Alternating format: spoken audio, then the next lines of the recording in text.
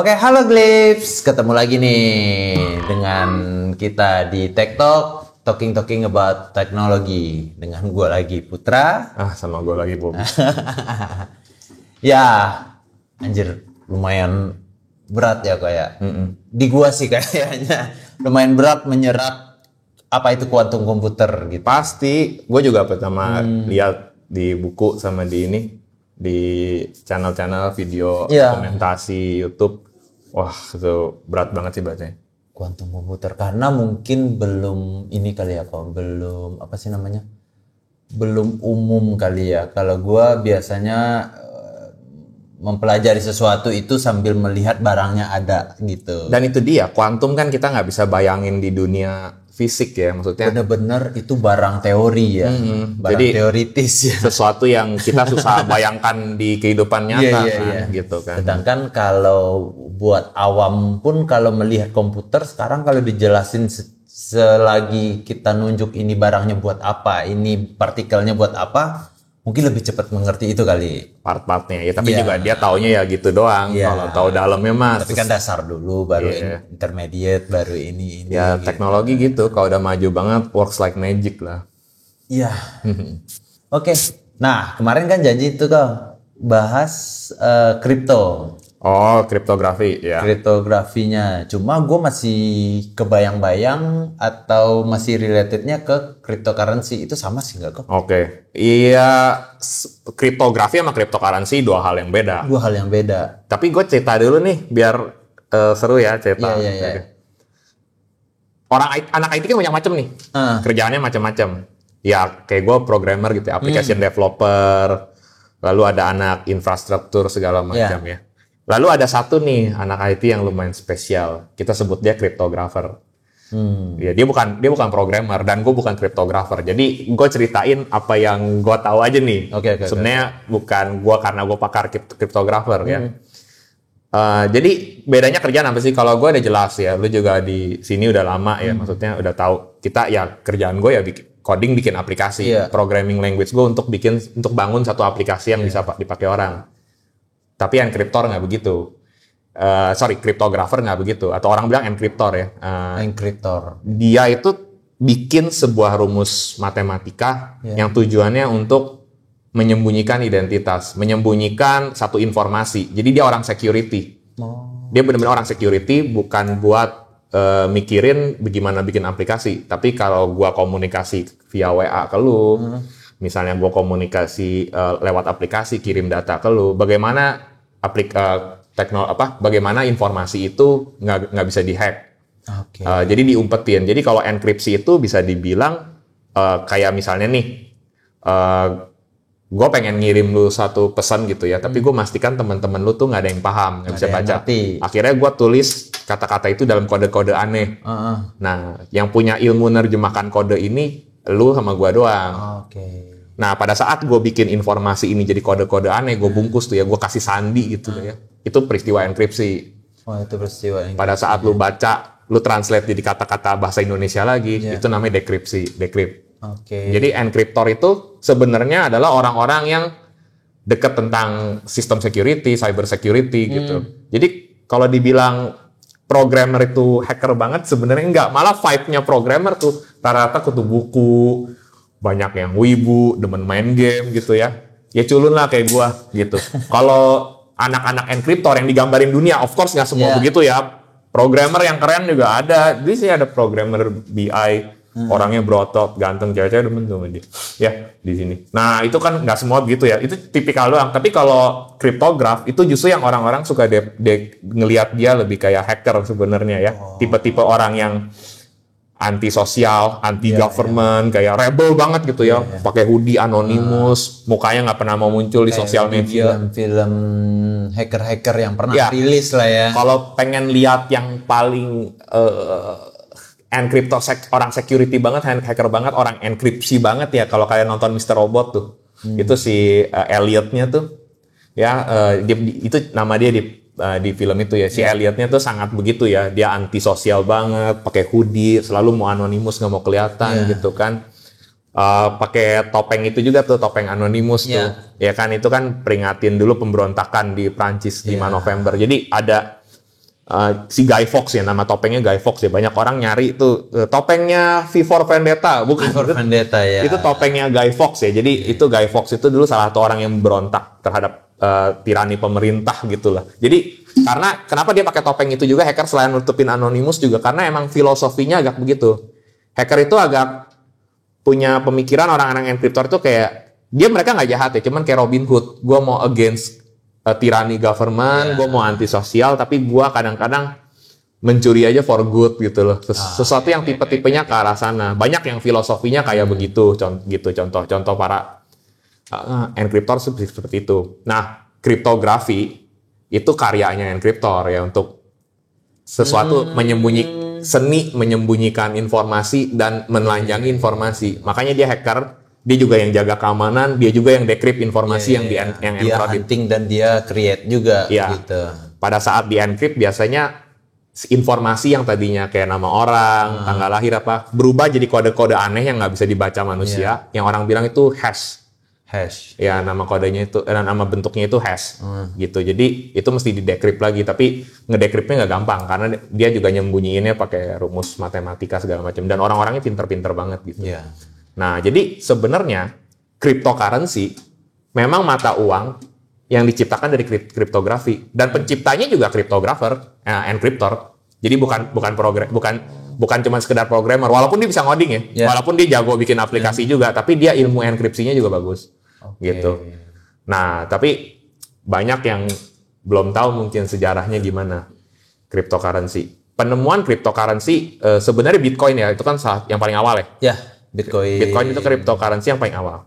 Bitcoin itu sebenarnya diciptakan 2008, rilis 2009, tapi baru happening tuh 2010 belakangan. Bitcoin. Dan harganya mulai naik di 2011. Naik itu 2011. Mulai naik tapi belum gila kayak sekarang. Gila-gilaan sih kok. Karena gue pernah ketemu udah di Jakarta juga sih, maksudnya udah dalam masa gue kerja juga, gue ketemu Bitcoin itu di harga 3 juta. Berarti USD-nya berapa tuh? USD-nya waktu itu dolar masih di 14, ya range 14 sampai 16 ribu. Ini kan cukup panjang nih kok. Di Indo $1. Gua itu ketemu di 2016 kalau nggak salah. Iya, 2014 aja orang masih hot banget ngomongin. Masih hot, cuma ya namanya barang baru ya. Iya, gua kan mau beli graphic card ya, buat main game, GPU. Nah itu kan ketiban harga mahal tuh. Ya, sekarang ya. Dulu pas lagi happening, sekarang malah udah mending lagi, ya kan. Nah itu gua ada cerita tuh kenapa begitu gitu, karyanya kenapa gini. Jadi walaupun dia itu kan ya 2011 mulai naik. Kalau nggak salah tuh pertama kali nyampe peak satu koin $100 aja tuh kalau nggak salah ya di tahun-tahun 2011 ya. If I'm not mistaken ya kalau saya nggak salah. Nah, tapi Bitcoin itu cryptocurrency pertama nih si Bitcoin ini diciptakan sama satu teknologi yang namanya blockchain.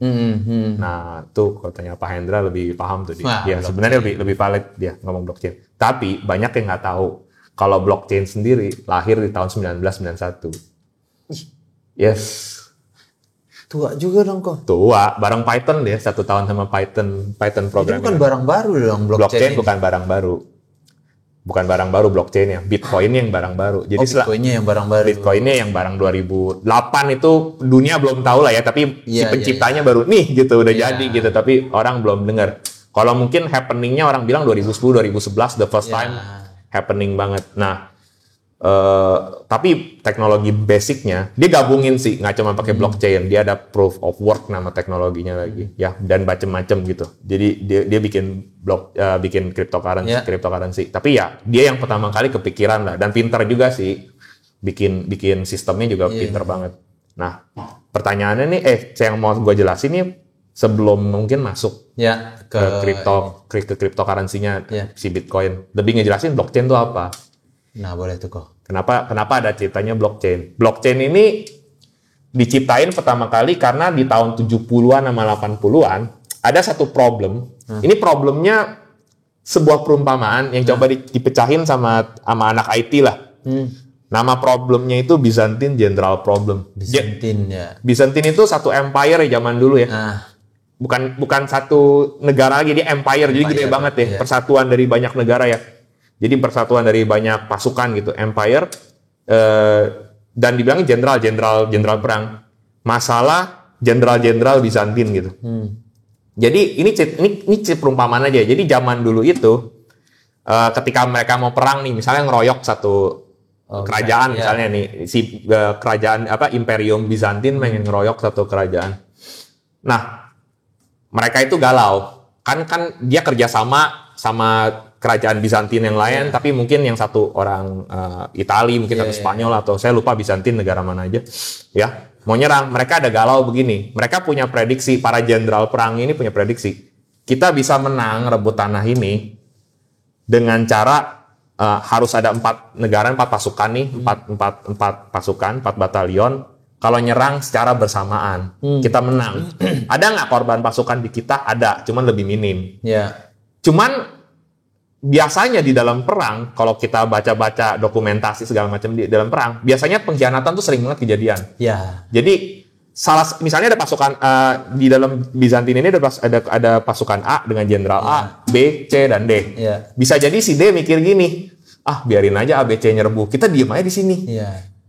Kayaknya 3 juga nyerang bisa deh menang, cuma pas-pasan, cuma pada mati tuh pasukannya. Tapi kan kita aman. Kita aman, menang dalam keadaan aman. Menang dalam keadaan aman. Atau bisa jadi mau sama-sama nyerang, tapi kurang koordinasi. Si C terlambat datang nyerangnya. Si A, B, sama D udah babak belur. Gitu. Atau memang nggak datang, kesiangan lah. Bisa dibilang kesiangan karena emang total pengkhianatan, nggak mau datang. Ternyata Jenderal B misalnya udah disogok sama musuh untuk dia nggak datang.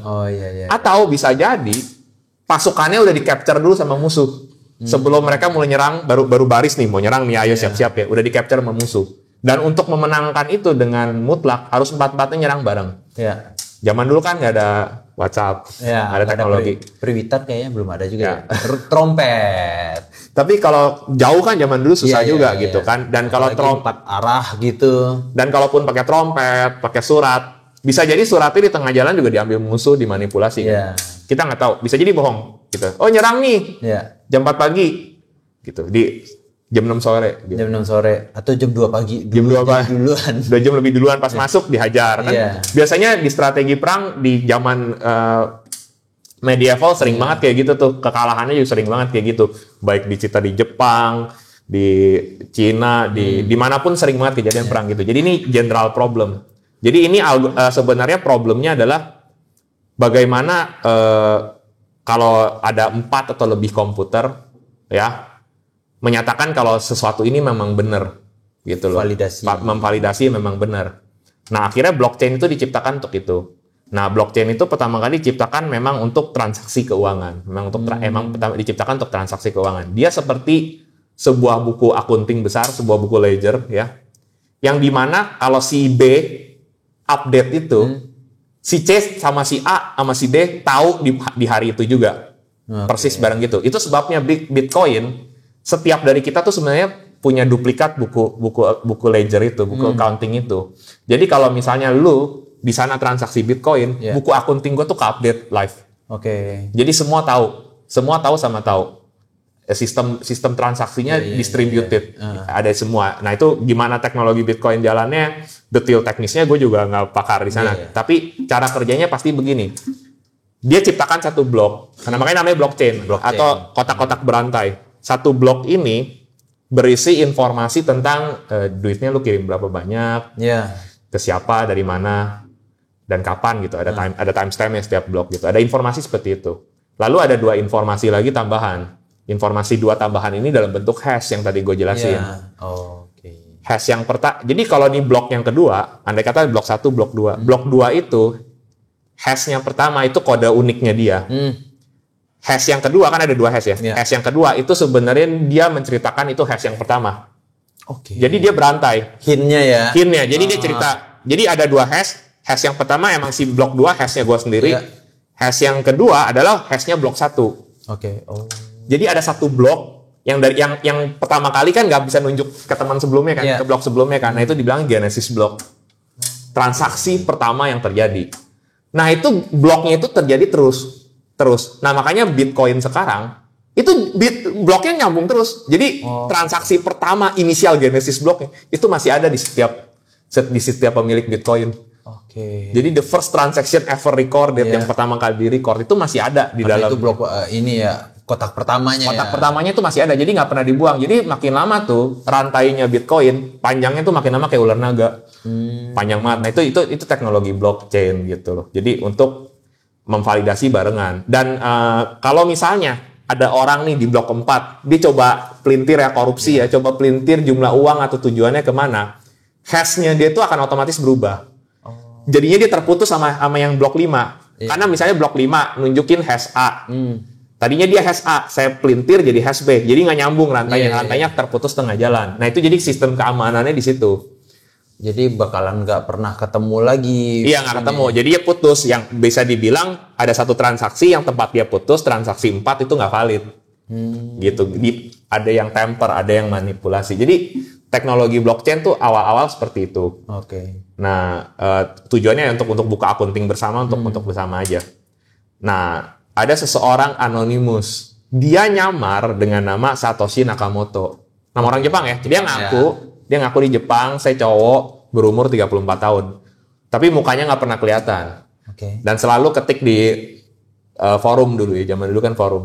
Ketik-ketik di forum. Ya, dan bahasa Inggrisnya bagus banget. Jadi itu membuat orang-orang kayak curiga ini orang Jepang atau bukan sih. Iya.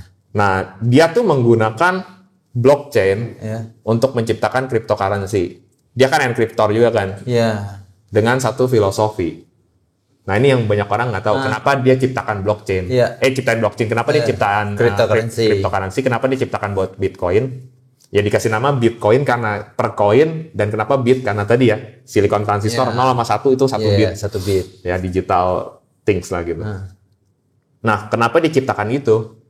Sebenarnya karena sifat rebel dia. Serius. Dia merasa si Satoshi Nakamoto ini dan para pengikut dia lah ya, yang ngefans sama dia, nggak mau terkontrol sama mata uang yang diciptakan negara. Mereka tuh anti government sebenarnya. Mereka anti government dengan filosofi seperti ini. Kenapa sih dunia bisa inflasi? Itu trigger pertamanya ya. Ya, karena kan Bank Dunia terus cetak mata uang kan. Iya. Lama-lama apa yang kita dulu nilai 50.000 uangnya lumayan besar, di masa depan itu nggak gede. Udah nggak ada harganya lagi. Harganya dulu kita menurun ya. Kita jajan 500 bisa, sekarang mana ada 500 jajan. Gitu kan, karena kan ya bisa dibilang ya mata uang sebenarnya bisa dibilang kan uang 5.000-an jadi udah nggak langka lagi kan. Isunya banyak, itu yang menyebabkan inflasi. Dunia negara harus nambel terus, ciptain uang terus, tapi inflasi. Makanya kan sebenarnya kan kalau kita baca buku-buku cara jadi lebih sukses dalam finansial, dipaksa harus investasi kan. Karena kalau duit lu diendepin doang di bank nggak diapa-apain, grafiknya turun. Uang yang tadinya 100.000, let's say bisanya langka-langka banget bernilai, wah nanti masa depan itu nggak langka-langka banget. Lama-lama nggak berlaku malah gitu, karena itu inflasi. Nah itu kan karena campur tangan pemerintah. Dan setiap transaksi yang lewat pakai bank itu kan being watched by government, bisa diawasi dengan pemerintah. Jadi tujuannya pertama kali Bitcoin sendiri lahir, bisa nggak kita ciptakan mata uang sampai transaksinya yang pemerintah nggak bisa kontrol, nggak punya kuasa sama sekali. Jadi itu tujuannya pertama kali diciptain Bitcoin tuh gitu. Karena semangat rebel daripada si kriptograf. Jadi diluncurkan di situ. Awal-awal Bitcoinnya nggak ada harganya karena nggak ada yang pakai. Nah tapi nanti ada cerita kenapa harga Bitcoin bisa melambung banget dan apa hubungannya sama tadi uang diciptain, kan dia nggak diciptain di bank kan? Iya, dia nggak diciptain di bank, dia belum tahu kuantitinya juga berapa. Tuh. Nah itu kenapa tuh kok? Jadi pertama kali Bitcoin si Satoshi ngasih ke seseorang yang namanya Harold ya di Amerika ya. Kasih si Harold, terus waktu itu belum begitu ada harganya. Si Harold juga kasih ke beberapa teman-teman. Lalu transaksi Bitcoin pertama kali ini transaksi jual beli ya, bukan transaksi kasih dari si. Kalau genesisnya tuh dari si Satoshi kasih si Harold.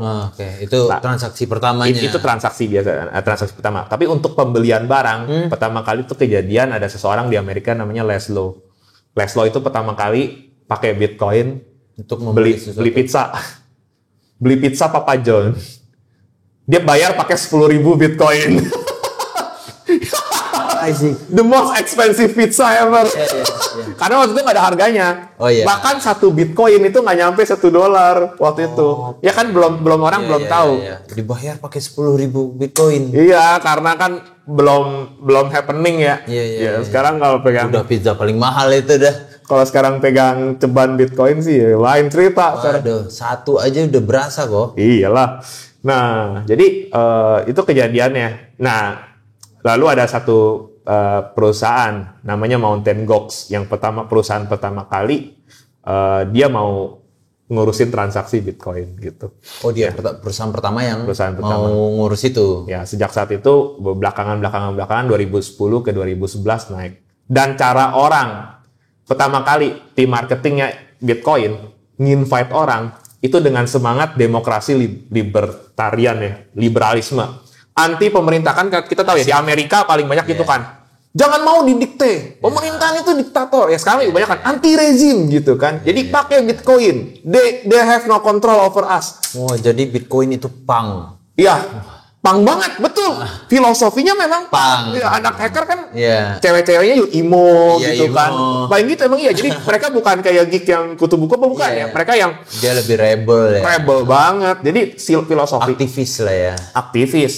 Dan ke-trigger lagi filosofi ini. Apalagi kan dia kan berbuah di Amerika ya. Negara yang paling rebel abis lah ya. Nah di Amerika itu ada satu situs namanya WikiLeaks ya.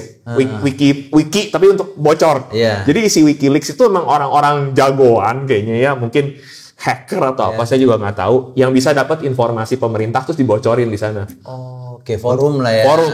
Bukan forum wiki kayak Wikipedia Wiki. aja. Oh, Iya. tapi dibuka. Tapi dibuka, memang buat orang baca. Kayaknya orang-orang yang paling mau ngasih tahu. Lu lihat tuh, pemerintah banyak propaganda. Nih, Oh iya. Baca lu. Informasi lah ya. jadi penggemar berat demokrasi gitu lah. Iya. Harus demokrasi. Nah, jadinya si Satoshi Nakamoto juga begitu. Nah, WikiLeaks itu kan perusahaan yang nggak non-profit. Tapi untuk dia berkembang kan tetap orang butuh makan, butuh duit ya. Jadi dia berbasis orang sumbangan ke dia. Ya kasih sumbangan aja ke dia. Nah, pemerintah Amerika saking antinya sama WikiLeaks nih. Semua payment gateway itu diblok untuk melakukan sumbangan ke WikiLeaks. Oke. Semua diblok, Mastercard, Visa, everything lu nggak bisa payment untuk sumbangan ke WikiLeaks. Kayak kita bisa di blok semua payment gateway, Iya. orang nggak bisa donasi. Betul, bentuk pemerintah anti terhadap WikiLeaks lah gitu. Tapi bayar pakai Bitcoin masih bisa. Jadi waktu itu dicetuskan, rakyat menonton, tuh kan pemerintah nggak punya kontrol over this thing sama barang ini nih, dia nggak bisa kontrol. Rakyat Amerika makin bersemangat, ngumpullah forum-forum orang-orang liberalisme banget, yang pengen merdeka, demokrasi banget gitu ya, untuk ini goreng Bitcoin gitu, pemakainya banyak. Nah, oke. Tadi bocor ya. Maksudnya, WikiLeaks terus ada sumbangan itu yang bikin orang-orang kayak, wah, berarti pemerintah nggak punya kendali sama ini. Currency yang seperti itu. Yes. Dan si Satoshi Nakamoto ini samaran dia yang which is orangnya nggak ketahuan aslinya. Sekarang ada tuh dituduh-tuduh dicari. Jadi ada guru di Jepang namanya Satoshi Nakamoto, guru sekolah pada dituduh-tuduh katanya bukan saya gitu kan. Nah, si Satoshi Nakamoto yang orang misteriusnya ini, dia membuka source code-nya Bitcoin, codingannya, itu open source. Jadi semua orang bisa buka, bisa baca, bisa coding. Nah, waktu itu ada salah satu juga seorang programmer, tapi dia juga sangat tertarik dengan kriptografi, ya, bantu ngoding di sana. Percakapan Satoshi Nakamoto yang terakhir terrecord itu ngomong sama si programmer ini, sama dia posting sesuatu di forum tentang WikiLeaks. Dia bilang kayak gini, ya intinya nih kalau gue mau ngomong kasar, gue berharap nih banyak sensasional kayak gini lagi ke depan nih, mampus nih government, dia bilang gitu kan. Berharap banyak sensasional kayak gini lagi nih. Terus si Satoshi Nakamoto gini, tapi gue salah satu orang yang ikut nendang government, ikut bikin ribut gitu, ikut dia waktu itu ungkapin bahasa Inggris, dia bilang kick the hornet nest ya, jadi sarang lebah, maksudnya itu governmentnya. Gue orang yang ikut cari ribut. Nah sekarang pasti government nyari-nyari kita. Dia terakhir di forum dia ngomong gitu. Makanya dia bilang dari awal kenapa dia nggak mau anonimus, karena dia udah tahu antisipasi ke depannya bakal begini. Nah, si programmer yang bantu dia ini kan dia nggak anonimus ya. Iya. Nah, dia dipanggil CIA, diajak ngomong. Nah, si programmer ini jujur ke si Satoshi, saya dipanggil CIA untuk ditanya-tanya. Sejak saat itu si Satoshi nggak pernah mau jawab balas reply lagi. Terus hilang lah dia gitu. Dia udah tahu antisipasinya kemana, dan memang dia punya semangat rebel yang gede. Sampai hari ini dunia nggak tahu Satoshi Nakamoto tuh aslinya siapa. Gitu ya. Gitu. Nah, kenapa blockchain bisa bantu itu?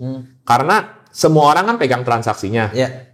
Everybody valid everybody. Kalaupun pemerintah bungkam gua, terus misalnya kripto gua dia sama pemerintah gitu lah. Kan one for everything. Iya. Jadi lu tetap transaksinya tetap jalan. lu tetap jalan karena nggak ada pihak ketiga kayak bank gitu, satu central server di mana kalau gue bungkam itu hilang transaksinya, nggak ada pengawas, ya kan? Sama kayak kita nih belanja di Tokopedia, Tokopedia kan pihak ketiga, lu jual gue beli. Kalau kita tekop Tokopedianya beserta servernya, then that's it, that's done. Nah kalau ini kan bisa dibilang servernya, informasinya semua pegang semua. Jadi ya pemerintah nggak bisa ngapa-ngapain intinya. Dan nggak ada rule pemerintah ya, dia cuma memakai satu rule ya, rule currency-nya itu. Rule currency itu. Nah, tapi pertanyaan gini kan, kalau duit kan bank yang cetak, Bitcoin kan harus di-issue juga kan keluar. Tahu nggak? Dibeli. Bukan dibeli, harus keluar, harus ada yang produksi dong. Kayak rupiah kan yang produksi Bank Indonesia kan, bukan beli, jual beli mah banyak transaksi. Pertanyaan gue, nah lu pernah nggak Bitcoin? Pernah nyoba. Nah, yang issuer siapa? Yang keluarin Bitcoin tiap hari satu koin siapa? Ya produsennya yang punya. Nggak ada kan, yang punya udah hilang. Ini kan sistemnya jalan sendiri otomatis. Oh iya. Ya itu yang itemnya juga nggak tahu ya kita berapa. Gue yakin lu sering dengar sebutan ini, cuman mungkin banyak orang nggak familiar keluarnya dari sini. Pernah dengar penambang Bitcoin miner? Iya. Nah itu dari sana. Jadi Bitcoin itu pasti ada 3 macam orang kan yang pakai Bitcoin. Yang pertama memang untuk keperluan, untuk beli transaksi yang which is di negara sekarang udah ada ATM Bitcoin lah, ada toko yang bisa nerima Bitcoin. Karena harganya udah mahal banget juga susah ya beli apa gitu kan. Ya kan, itu yang pertama, pengguna biasa, just a user, cuma pengguna. Yang kedua adalah investor kan, yang trading kan, yang dia simpan, dia percaya harga Bitcoin melambung, suatu hari mungkin dia jual lagi. Trader biasa aja. Itu trader yang paling banyak kita temuin kan. Ada satu lagi kan yang penambang, miner. Miner itu tuh. Itu yang bikin harga-harga graphic card kan mahal banget.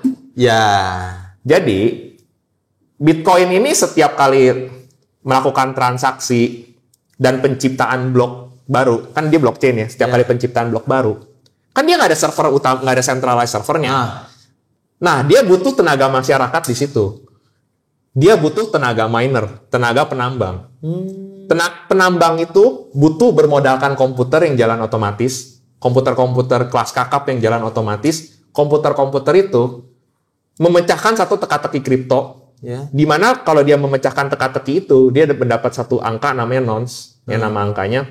Dan dari dia mendapat nonce itu, maka blok baru di dalam blockchain tercipta, transaksi tetap lanjut. Kalau di dunia semua penambang itu hilang, ini blockchain pertama kali muncul ya. Si Bitcoin pertama kali muncul, nggak ada penambang sama sekali, Bitcoin itu nggak jalan. Oh, jadi penambang ini bukan ilegal juga hitungannya. Oh, nggak ilegal, tapi di negara tertentu ilegal. Tapi itu nanti keren tuh. Mungkin gue nggak tahu ya di part video ini atau yang berikutnya. Tapi itu still penambang itu belakangan ilegal. Tapi di negara tertentu ya. Kalau kayak di negara-negara yang bebas sih nggak. Kayak di Venezuela sama di Zimbabwe, lu ketahuan nambang tuh di rumah lu tuh polisi datang. Ya. Tapi apa yang dilakukan penambang? Karena dia bantu. Bisa dibilang dia kayak servernya lah ya. Walaupun nggak ada server tapi penambangnya seluruh dunia nih distributed. Dengan dia bantu menjalankan transaksi. Virtual worker-nya lah ya. Virtual worker, betul. Dengan dia membantu memecahkan teka-teki Bitcoin, encryptnya untuk lanjut dia jalan terus. Sebenarnya bukan enkripsi, consensus validation, nanti saya ceritain itu apa. Dengan dia melakukan itu terus-menerus, si Bitcoin sebagai sistem secara otomatis kasih dia koin. Si penambang tuh bukan investasi ya. Maksudnya bukan investasi secara trading ya. Iya. Tapi dia memang begitu dia kerja, betelor tuh keluar koin baru. Oke. Nah, jadi seluruh Bitcoin yang fresh pertama kali lahir itu jatuh ke tangan penambang. Issuernya di sana. Makanya dia dapat yang nons itu ya. Ya, dia dapat nons untuk bikin sistemnya lanjut. Tapi dari dia menemukan nons, Iya. dia mendapatkan Bitcoin. Berarti lahirnya per koin itu dia yang rilis dari si sebenarnya. penambang, betul. Tapi hidup penambang nggak segampang itu Iya. zaman sekarang. Kenapa? Pertama teka-teki Bitcoin, makin alur naganya nih makin blok blockchainnya makin banyak, itu pertama makin berat. Nah, dan untuk memecahkan satu teka-teki, mereka berkompetisi sesama miner kayak, kenapa dibilang miner seperti kayak seolah-olah mereka mencari emas bersama di dalam satu goa, di dalam satu ini, terus emasnya juga rebutan sesama miner. Bisa dibilang begitu. Yang komputernya paling GG, yang komputernya paling canggih itu yang lebih dapat banyak. Oke. Nah, pertama-tama mereka pakai komputer biasa. Lama-lama komputer biasa tuh nggak sanggup ngos-ngos. Iya. Nah, lalu mereka punya alternatif cara. Ketimbang beli komputer biasa lengkap dengan prosesor, RAM, dan segala macam, mereka beli graphic card. Graphic card itu aslinya kan kita buat game, buat barang mahal untuk grafis lah. untuk gitu. grafis, grafis. untuk grafis ya di dalam game ya, GPU. Nah, ternyata GPU itu bisa dialter, bisa diedit, bisa dijobrak, jailbreak lah gitu ya, untuk jadi komputer kerja untuk pecahkan Bitcoin. Jadi bisa dipakai miner untuk satu unit komputer. Oh, jadi unit komputer. Jadi satu unit komputer untuk pecahkan teka-teki, nemuin nonce, dan dia dapat koinnya itu. Oke. Jadi dipakai untuk itu karena alternatif yang lebih bagus dan lebih murah juga.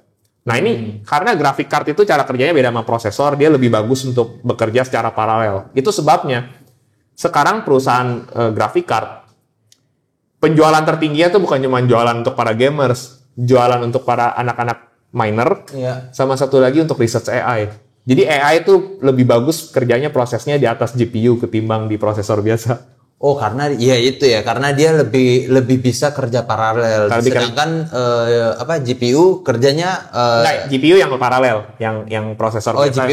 GPU kayak paralel, sedangkan prosesor kerja sendiri. Ya, itu sebabnya salah satu perusahaan GPU paling hebat di dunia, Nvidia. Si Jensen Huang sekarang naik kan ke posisi peringkat 2 perusahaan terkaya.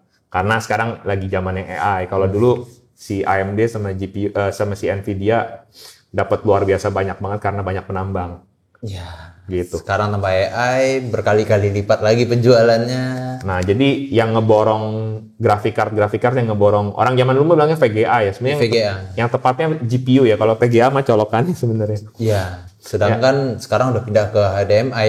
Udah nggak pakai. Nggak pakai VGA. Nah, jadi para pemborong GPU ini kan buat Bitcoin nih, buat nambang ya. Akhirnya kan di toko kosong tuh, jadi langka kan. Jadi langka. Nah, kita yang mau main game beli itu tuh jadi mahal banget. Iya, gue lihat. Nah, kenapa orang nggak mau? Ya, ini melenceng ya. Ini lebih ke barang. Kenapa orang nggak mau beli barang bekas yang habis nambang? Pertanyaan bagus tuh. Oh, maksudnya beli GPU yang bekas dari nambang. Karena itu udah nggak efektif lagi buat main game. Udah ibaratnya mah udah nggak virgin, barang perang ya hitungannya ya. Dia udah no way dipakai, udah nggak sesuai dengan manufacturer. Itu sebabnya orang-orang yang udah nggak nambang lagi kan mau jual tuh graphic cardnya. Dia berharap murah banget. Dia berharap gamer beli. Tapi kalau kamu gamer yang ngerti, kamu nggak mau beli itu karena itu udah nggak bagus lagi buat main game. Dan di jailbreak juga kan? Iya, udah dibongkar itu. Awal pemakaiannya langsung itu nggak langsung barangnya langsung colok-colok aja ya, harus di-tweak dulu. Nah, tapi tetap GPU itu salah satu part komputer yang paling makan banyak energi listrik. Makanya dia panas banget di komputer kan, dia makan energi banyak banget. Sebenarnya secara energi nggak efisien. Itu sebabnya kalau penambang masih pakai GPU, contohnya kayak tadi gue bilang di negara-negara yang ngerasa Bitcoin dilarang. Jadi bukan cuma penambang, Bitcoin dilarang.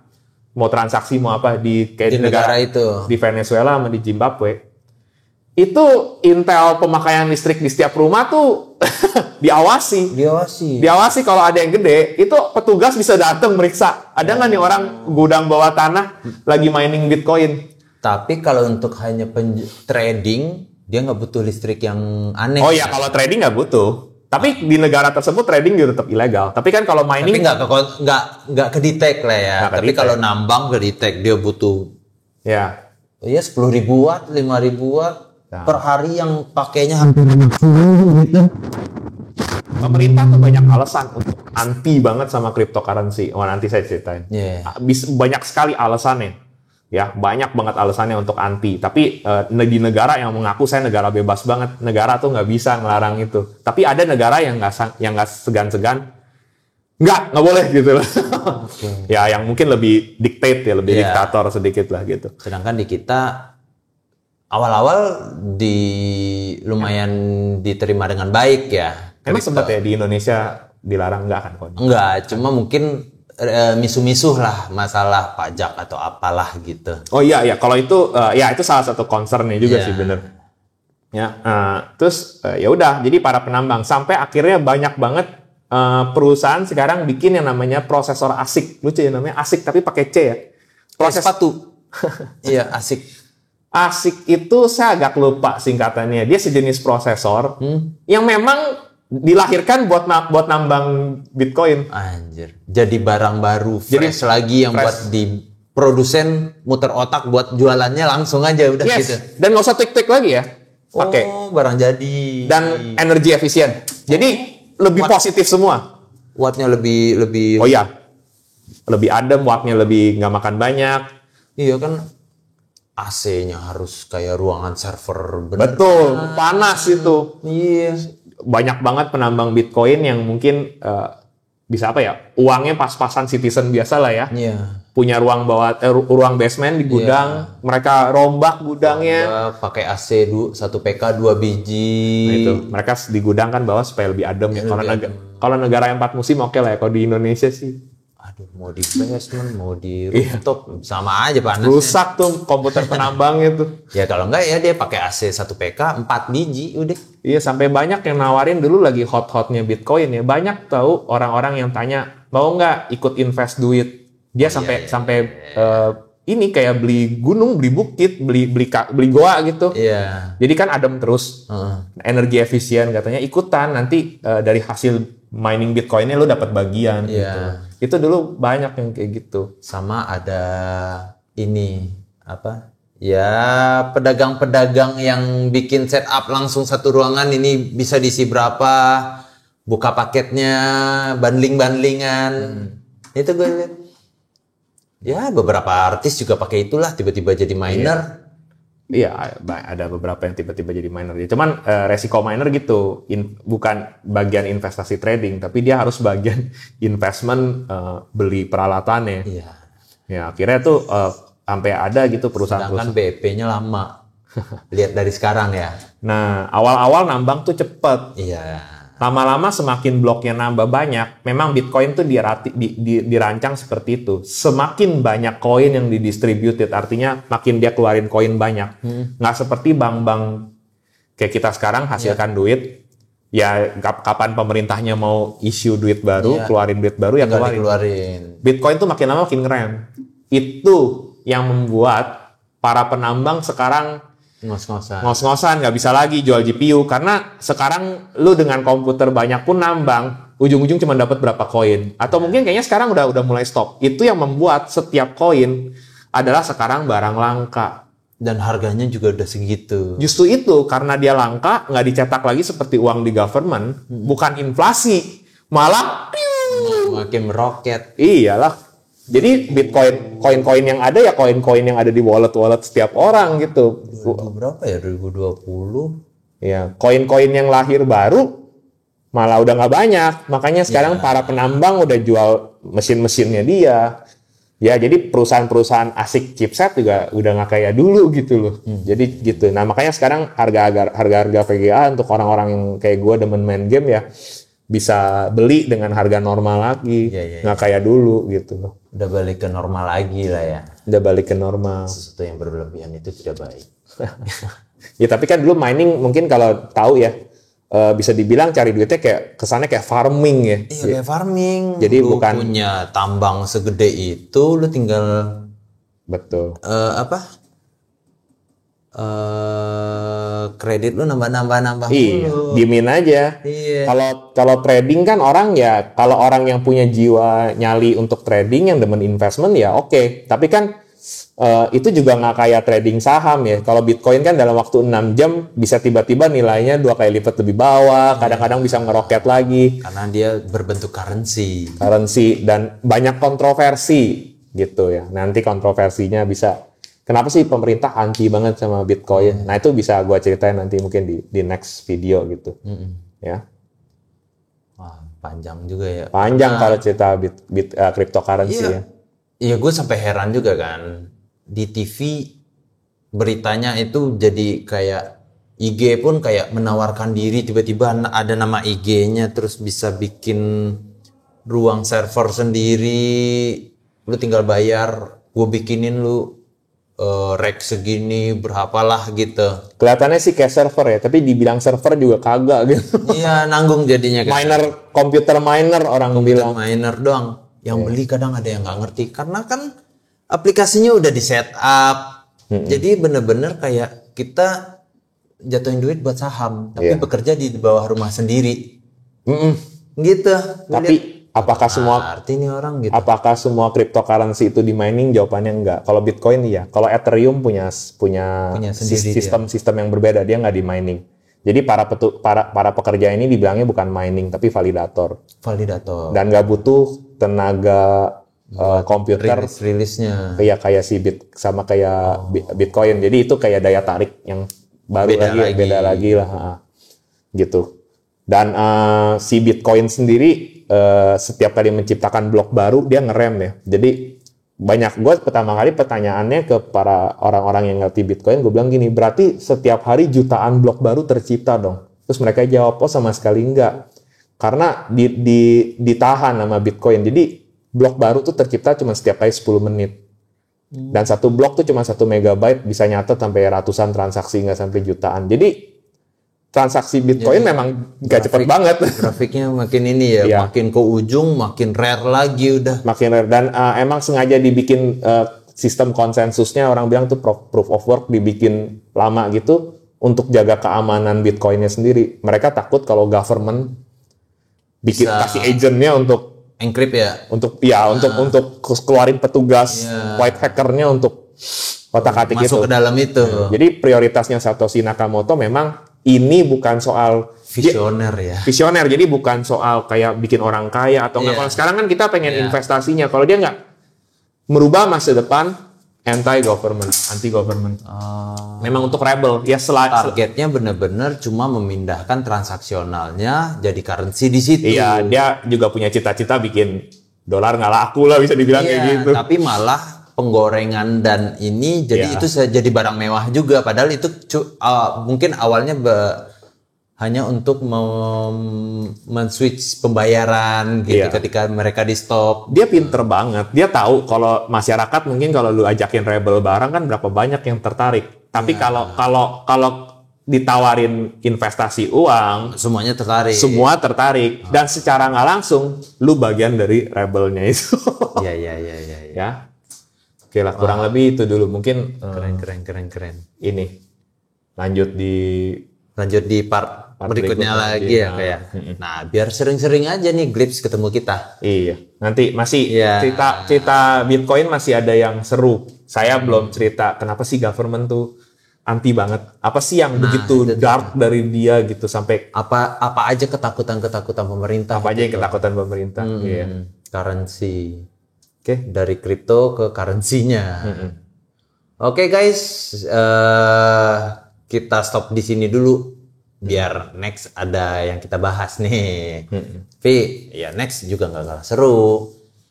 Jangan lupa di subscribe dan di share juga ya ke teman-teman. Siapa tahu ini jadi knowledge rame-rame, knowledge buat kita juga gitu.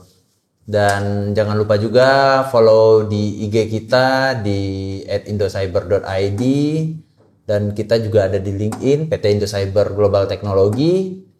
Dan jangan lupa subscribe, share, dan komen kalau memang lagi penasaran tentang apa nanti kita bahas. Oke Glips, gua Putra undur diri. Saya Bobby juga undur diri. Oke, baik Lips.